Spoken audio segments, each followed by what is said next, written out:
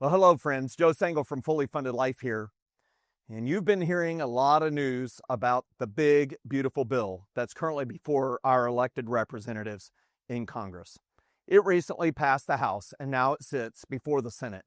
I have thoughts about this from a financial standpoint, and I thought that you might be interested in the letters that I've written to my two state senators here in South Carolina, Lindsey Graham and Tim Scott. I also sent it to our president. And I thought I would also include the text of this below in case you want to send it to your elected representation. Here's my letter. Dear Honorable Senator Tim Scott, thank you for your service to the state of South Carolina and our nation. I am writing regarding the current legislation before the Senate, the big, beautiful bill. Our national debt has risen to $36.944 trillion. In the year 2006, I distinctly remember seeing the national debt clock in downtown New York City showing our nation's debt at $6.4 trillion. In less than 20 years, our nation's debt has sextupled. This has occurred while our GDP has increased from $13.82 trillion to $29.18 trillion, just over a twofold increase. This brings me to the big, beautiful bill, which the Congressional Budget Office has scored at increasing our deficit spending by an additional $2.4 trillion over the next decade. It occurs to me that basic responsibilities of our elected officials are being neglected. 1, balancing the budget. There has not been a balanced budget for 24 years. 2, rein in runaway spending. See number 1, balancing the budget. And number 3, ensuring national security. See number 1, balancing the budget. When the largest non-entitlement expense is servicing the interest on our national debt, it is jeopardizing our national security.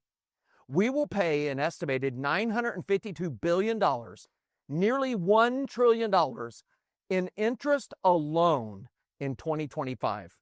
I am writing to ask you to lead the way in bringing such out-of-control spending to a halt, to demand that your fellow elected officials prepare, negotiate, debate, and settle on a balanced budget and lead the way to true economic prosperity. Please do not vote to pass the big, beautiful bill as it currently stands. Make the hard decisions, like all Americans have to when faced with a household deficit, to cut spending. I would be willing to pay additional taxes if I were confident that my elected officials would treat those tax dollars with respect by operating on a balanced budget and reducing our national debt. Instead, any additional tax dollars seem doomed toward more rampant, excessive spending without any regard for the hardworking Americans who paid them. I would like to hear specifically how you are working to balance the budget, reduce our national debt, and cease out-of-control spending. With highest regard, Joseph Sangl. Friends, now is the time for you to write your elected official. Listen, they are representative. They are our representation. They are the ones who ultimately we have placed in the power, the authority, and with the sacred obligation to manage the finances and, yes, indeed, the laws of the land of this great country. So, how do you take action? Write letters and have your voice be heard. You can find your senator simply by just Googling how to write my state senator, include your state, and you will find quickly the link where you can send your notes.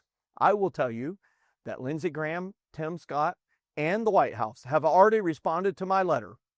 And while I might not appreciate the full response that I received, it did help me understand that they had received my letter and that someone had read it. I encourage you to do the same, and together we will have our voices be heard as a representation of all the people who are Americans. Hey, thanks for taking a minute to listen.